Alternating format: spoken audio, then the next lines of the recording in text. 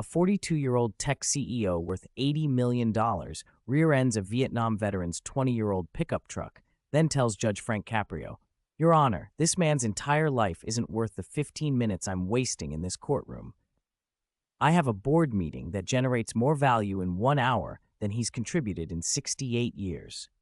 The entire courtroom gasps.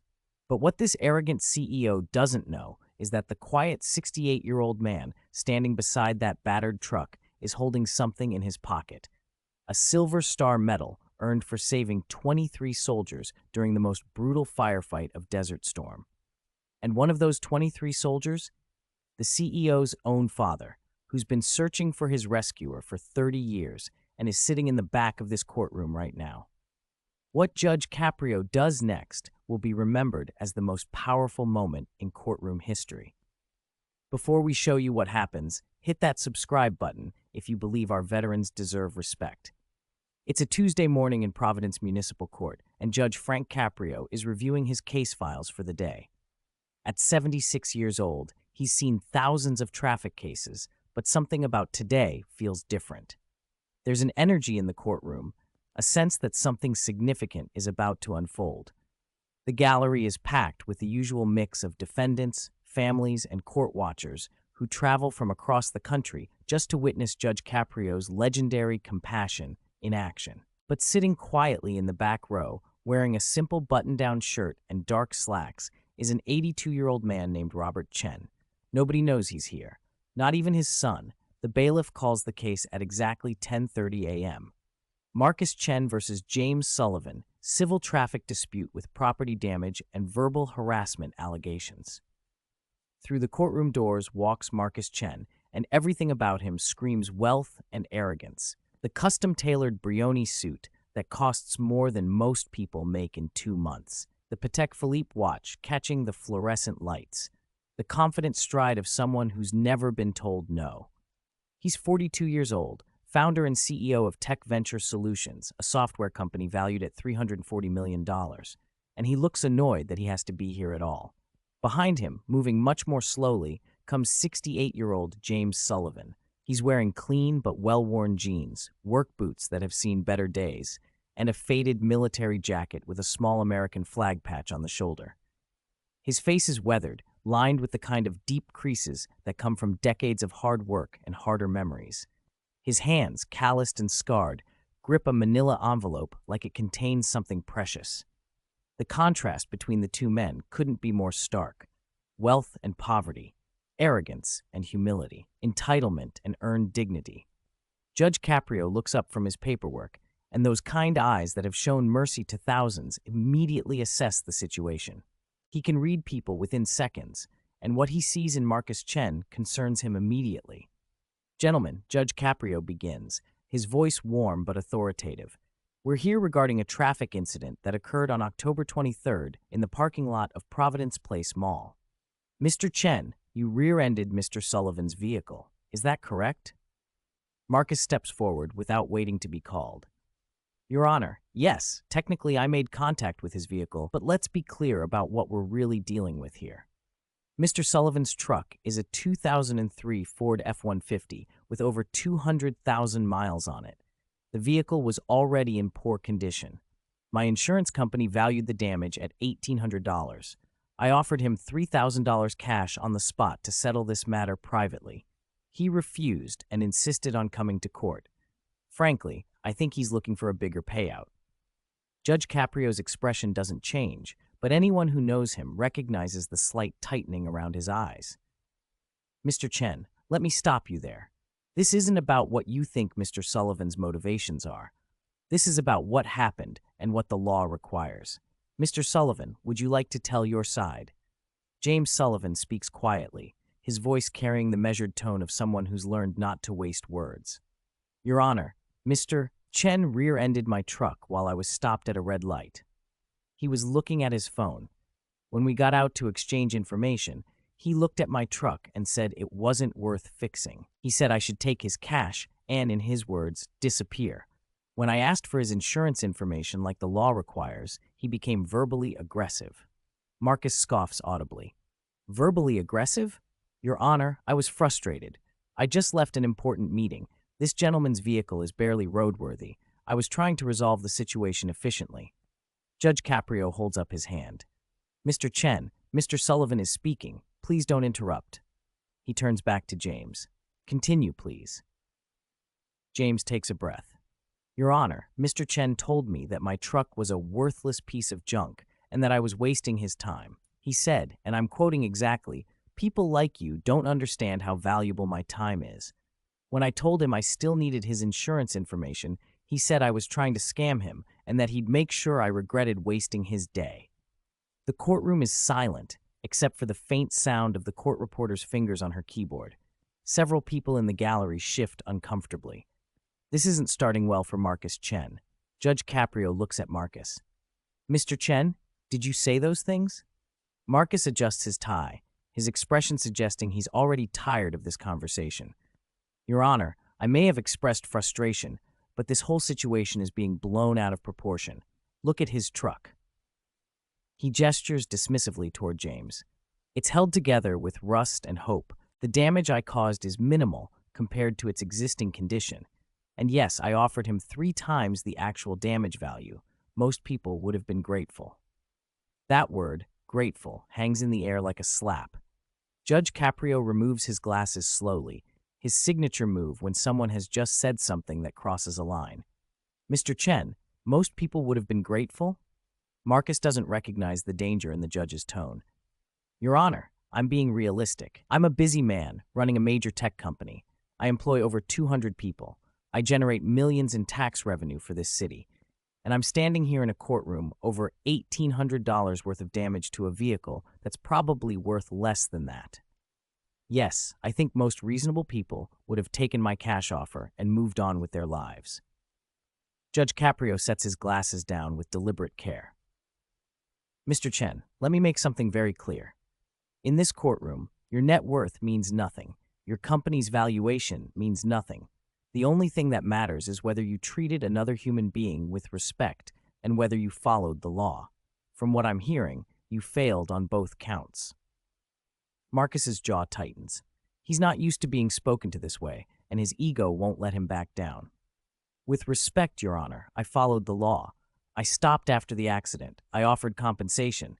If Mr. Sullivan chose to reject a generous settlement, that's his decision. But it doesn't mean I should be dragged into court and lectured about respect.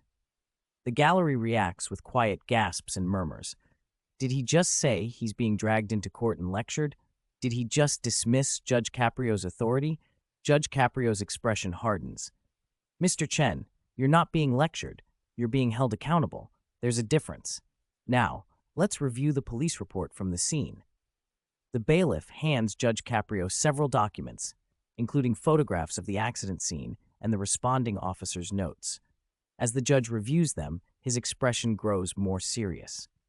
According to Officer Martinez's report, Judge Caprio reads aloud, "When he arrived at the scene, you were on your phone conducting a business call and initially refused to end the call to speak with him.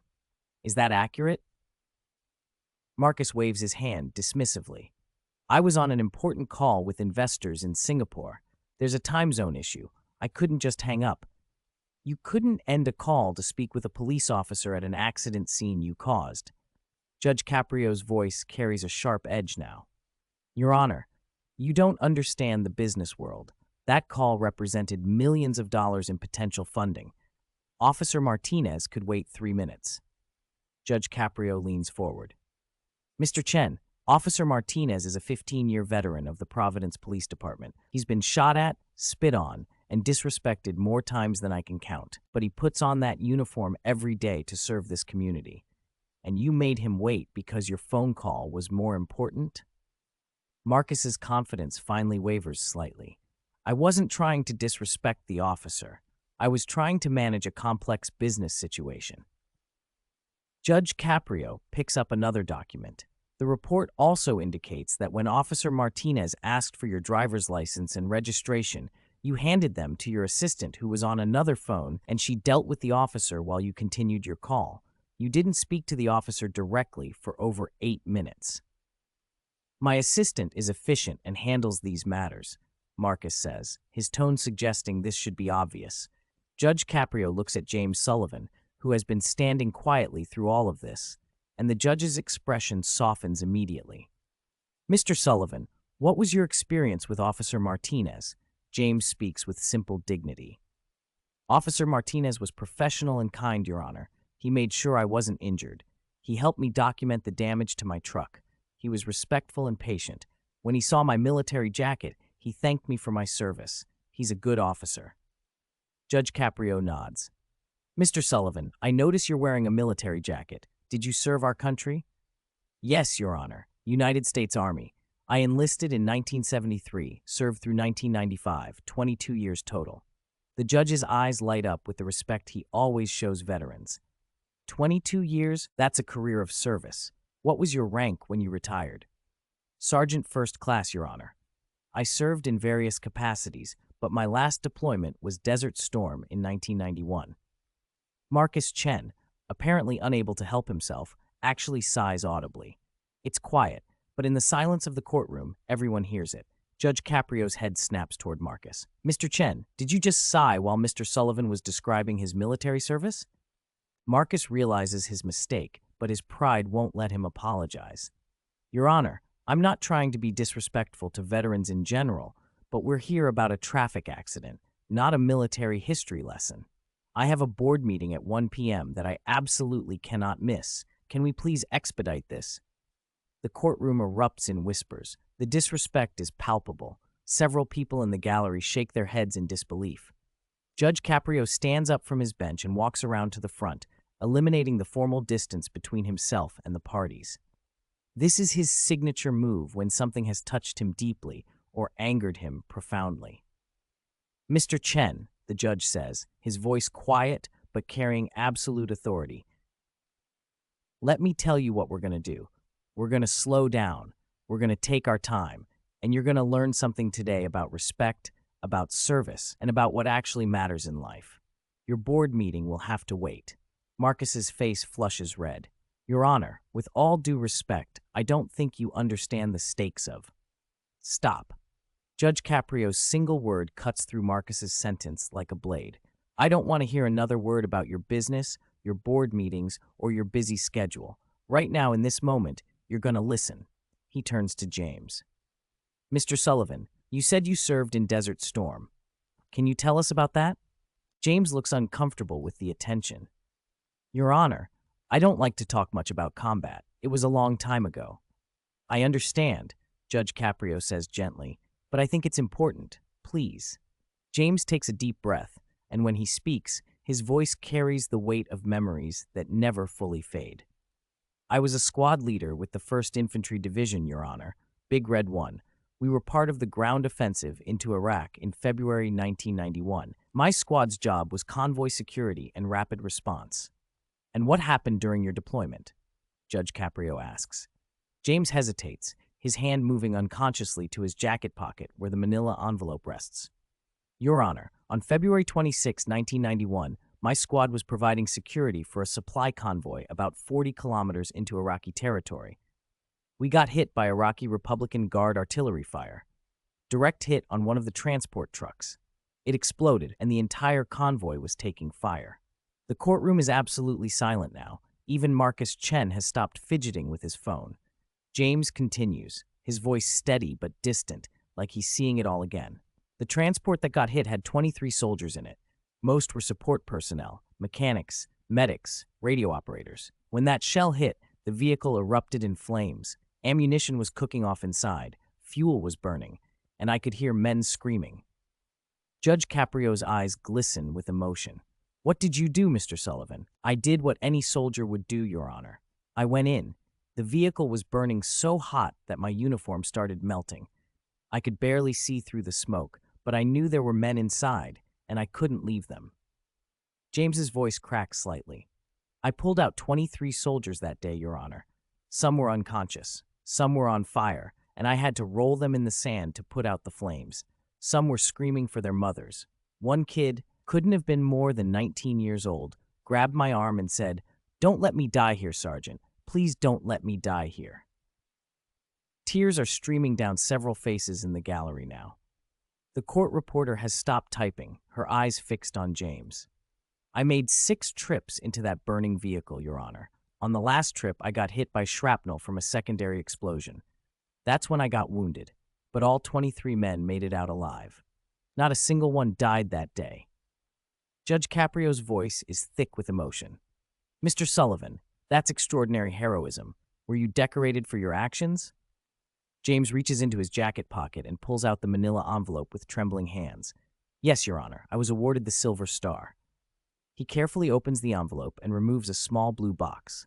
Inside, resting on faded velvet, is the Silver Star medal, its distinctive silver 5-pointed star, still gleaming after all these years. The courtroom erupts in applause. People stand. Veterans in the gallery salute. But Judge Caprio holds up his hand for silence because he sees something in James's expression. There's more to this story. Mr. Sullivan, Judge Caprio says gently, why did you bring your Silver Star to court today?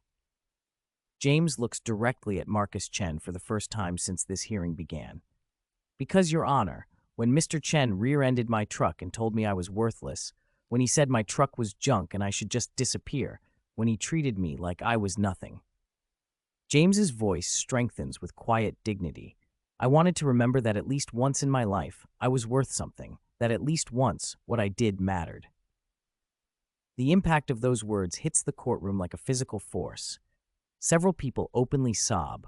Marcus Chen's face has gone pale. But what happens next is something nobody sees coming. The moment that will make this video go viral with over 50 million views. From the back of the courtroom, an elderly man stands up slowly. He's 82 years old, with gray hair and the bearing of someone who's lived a full life. His hands shake as he grips the back of the bench in front of him, and when he speaks, his voice cracks with emotion. Jimmy? Jimmy Sullivan? Is that you? Every head in the courtroom turns. James Sullivan freezes, the color draining from his face as he stares at the elderly man. Oh my God, James whispers. Bobby Chen? The elderly man, Robert Chen, begins making his way down the aisle, moving as quickly as his aged body will allow. And Marcus Chen, standing at the front of the courtroom, suddenly realizes who this man is. Dad? Marcus says, his voice filled with confusion. What are you doing here? But Robert Chen doesn't even look at his son. His eyes are locked on James Sullivan, and tears are streaming down his weathered face. Jimmy, Robert says as he reaches the front of the courtroom, I've been looking for you for 32 years. Judge Caprio, sensing something extraordinary is happening, speaks gently. Mr. Chen, would you like to explain? Robert Chen turns to face the judge, but his hand reaches out and grips James Sullivan's arm like he's afraid the man might disappear. Your Honor, my name is Robert Chen. I'm 82 years old, and on February 26, 1991, I was a 19-year-old private first class with the United States Army 1st Infantry Division. The implication hits the courtroom like lightning. Robert continues, his voice shaking. I was in that burning transport truck. I was one of the 23 soldiers Sergeant Sullivan pulled out. I was the kid who grabbed his arm and begged him not to let me die. The courtroom explodes. People are crying, gasping, standing. Marcus Chen looks like he's been hit with a sledgehammer. For 32 years, Robert says, turning to look at James directly. I've been trying to find you. I wrote to the Army. I contacted veterans organizations. I hired private investigators. I wanted to say thank you. I wanted to tell you that because of you, I got to come home. I got to marry my wife, Linda. I got to meet my 3 children. I got to hold my grandchildren. I got to live, Jimmy. I got to live because you didn't leave me to die. James Sullivan, this tough combat veteran who pulled 23 men from a burning vehicle, begins to cry openly. Bobby, I thought about you boys every single day, every one of you. I needed to know you were okay. Robert's voice rises with intensity. Okay, Jimmy? I'm more than okay. I came home, used my GI Bill, became an engineer. I worked for 40 years. I raised a family. I built a good life. And every single day, I've been grateful to you. He finally turns to look at his son Marcus, and the disappointment in his eyes is devastating. But I clearly failed to teach my son what you taught me that day. Marcus's mouth opens and closes, but no sound comes out. Robert looks at Judge Caprio. Your Honor, I didn't know my son was in court today. I've been trying to track down Jimmy Sullivan for years, and last week I finally got a lead that he lived in Providence. I came here today hoping to find information at the courthouse. I was sitting in the gallery because I didn't know where else to start looking. And then I heard his voice. He turns back to James. I heard you describe February 26, 1991. I heard you describe pulling 23 soldiers out. I heard your voice, and I knew. After 32 years, I finally found you. James is shaking, overcome with emotion. Bobby, I'm so glad you're okay. I'm so glad you got to live your life. Because of you, Jimmy, because you ran into fire to save us. Judge Caprio, with tears in his own eyes, speaks to Marcus Chen. Mr. Chen, do you understand what you're witnessing? Marcus looks utterly broken, his arrogance completely shattered. Ah, yes, Your Honor. Your father is alive because of the man you called worthless, Judge Caprio says, his voice gentle but firm. The man whose time you said wasn't valuable. The man you treated with contempt and disrespect. He saved your father's life. Marcus turns to James, and for the first time, genuine remorse fills his face. Mr. Sullivan, I don't know what to say. I'm so sorry. I had no idea. Robert Chen's voice cuts in, sharp with disappointment. You shouldn't need to know someone's history to treat them with respect, Marcus. That's what I've been trying to teach you your whole life. Judge Caprio lets the moment breathe, lets the gravity settle over everyone in the courtroom. Then he speaks with the wisdom of 3 decades on the bench. Mr. Chen, Marcus, I'm going to tell you something I hope you remember for the rest of your life. Every person you meet is carrying a story you know nothing about. Every person you encounter has fought battles you can't imagine. Every human being deserves dignity, not because of what they've accomplished or what they own, but simply because they're human. He gestures to James. Mr. Sullivan drives a 20-year-old truck, not because he's lazy or unsuccessful, but because he spent 32 years working modest jobs, living humbly, and prioritizing things that matter more than material wealth. He wears that faded military jacket not as a costume, but as a reminder of the day he risked everything to save others. Judge Caprio's voice strengthens. And you, Mr. Chen, you walk around with $80 million in net worth, convinced it makes you important. But I'll tell you what makes someone important. It's not their bank account. It's their character. It's their willingness to run into fire when everyone else is running out. It's their humility in the face of their own heroism. He pauses, letting his words sink in. Mr. Sullivan could have walked into this courtroom and led with his silver star. He could have announced his heroism. But he didn't, because real heroes never do. He just wanted basic respect, basic human decency. And you couldn't even give him that. Marcus's face is flushed with shame. Your Honor, I understand. I was wrong. I'm deeply sorry. Judge Caprio nods. Here's my ruling. Mr. Chen, you will pay for 100% of the repairs to Mr. Sullivan's vehicle, using a reputable body shop of his choosing, not the cheapest option. You will provide him with a rental vehicle during repairs, and you will write a formal letter of apology to be submitted to this court. Yes, Your Honor, Marcus says quietly. But that's not all, Judge Caprio continues. Mr. Chen, your company employs over 200 people. Many of them are probably veterans, though I suspect you don't know that because you don't take the time to know your employees' stories. You will establish a veterans hiring initiative within your company. You will actively recruit veterans. You will create mentorship programs for them. And every year on February 26th, you will give your employees a paid day off to volunteer with veterans organizations. Marcus nods, tears in his eyes now. I will, Your Honor. I promise. Judge Caprio's expression softens slightly. Mr. Chen, I believe you can become a better man. Your father's example proves that being saved can transform a life. Now let being humbled transform yours. He turns to Robert Chen. Sir, thank you for your service, and thank you for sharing your story today. Then Judge Caprio looks at James Sullivan, and his voice fills with warmth and respect. Sergeant Sullivan, this court, this community, and this entire nation owe you a debt we can never fully repay. Your heroism saved 23 lives 32 years ago, and today your dignity and grace reminded all of us what real strength looks like. The courtroom erupts in applause, longer and louder than before. People are standing, clapping, crying. Veterans are saluting. Robert Chen pulls James into a long embrace, 32 years of searching finally complete. Marcus Chen approaches slowly, his earlier arrogance completely gone. "Mr. Sullivan, I'm so sorry. Not just for the accident, but for how I treated you. My father is alive because of you. That means my entire family exists because of you. I'm sorry I didn't see that. I'm sorry I didn't see you." James, with the grace that defines true heroes, extends his hand. "We all make mistakes, son. What matters is what we do next." As the courtroom begins to clear, Robert and James sit together in the front row, looking at old photographs Robert brought, sharing stories about what happened to the other 21 soldiers. Judge Caprio watches them from his bench, and the smile on his face is the smile of someone who's just witnessed something sacred. 3 months later, Marcus Chen's company, Tech Venture Solutions, announces the Sullivan Initiative, a comprehensive program to hire and support military veterans. In its first year, the company hires 47 veterans and donates over $500,000 to veterans organizations. Marcus personally reaches out to James Sullivan and offers him a position as the company's Veterans Affairs liaison. James, who's been working maintenance jobs for years, accepts. For the first time in decades, he has health insurance, a retirement plan, and the financial security he never had after his military service. But perhaps the most beautiful outcome is the relationship that forms between Robert Chen, his son Marcus, and James Sullivan. They meet for dinner every Sunday. Robert and James share war stories.